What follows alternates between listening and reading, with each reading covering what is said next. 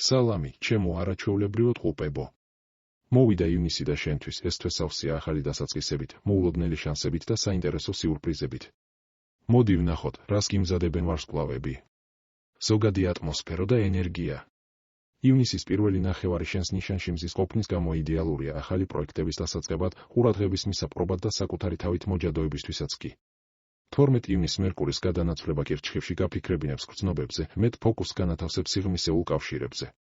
21 ივნისს მზე გადადის კირჩხიბში და შენს ღირებულებებს და ფინანსურ სტაბილურობას უბრუნდები. დროა დაფიქრდე, რა უნდა შეინარჩუნო და რას უნდა დაემშვიდობო.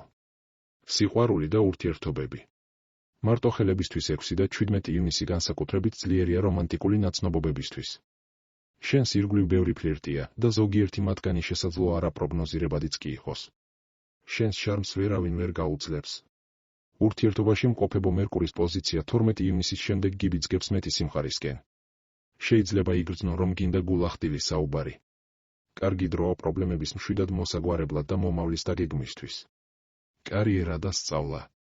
ივნისის დასაწყისი გაძლევს ენერგიას და იდეებს, მაგრამ ახალმთვარეობა გთავაზობს ახალ დასაწყისს მატერიალურ სფეროში. იდეალური დროა კრეატიული პროექტების დაწყებისთვის, სივის განახლებისთვის ან შემოქმედებითი სტრატეგიების მოსაფიქრებლად.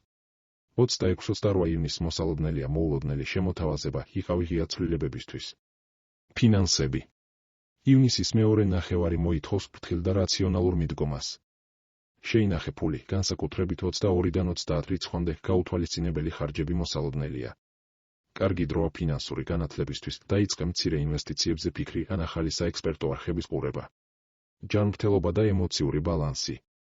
ენერგია მაღალ ტალღაზე იქნება ივნისის პირველ ნახევარში, მაგრამ გადატვირთვისგან თავი უნდა დაიცვა, განსაკუთრებით მერკურის ემოციურ კირჩხიბში შესვლის შემდეგ.